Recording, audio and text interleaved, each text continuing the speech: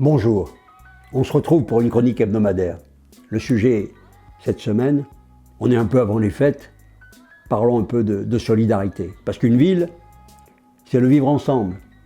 C'est une grande famille dans laquelle chacun doit être respecté. La dignité de chacun doit être respectée. Où que l'on soit, d'où que l'on vienne. Et en particulier, les plus faibles. Alors commençons par l'école. Il faut absolument s'occuper du décrochage scolaire. Dès que ça décroche, il faut accompagner l'élève, voir la famille.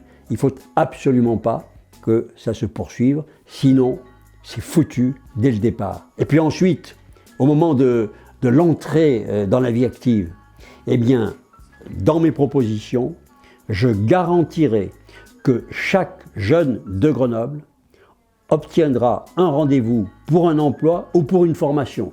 Ce sera à la municipalité de mettre en œuvre tout ce qui existe de façon à ce que cela devienne possible.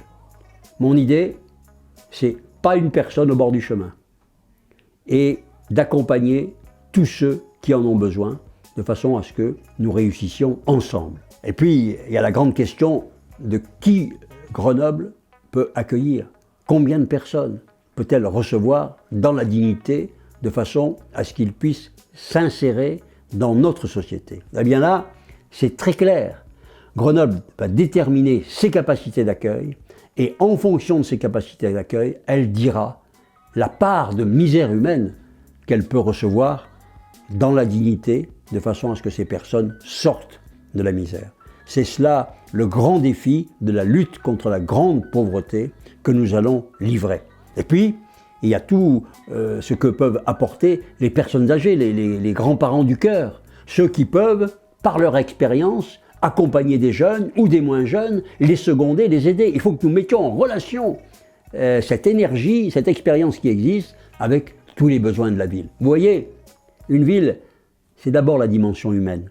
C'est ça qui compte. Moi je souhaite, j'espère, je veux que chaque Grenoblois compte, que chacun de ceux qui sont en difficulté sache que dans la ville, il y a un cadre, il y a une action, il y a des hommes qui sont là pour les accompagner.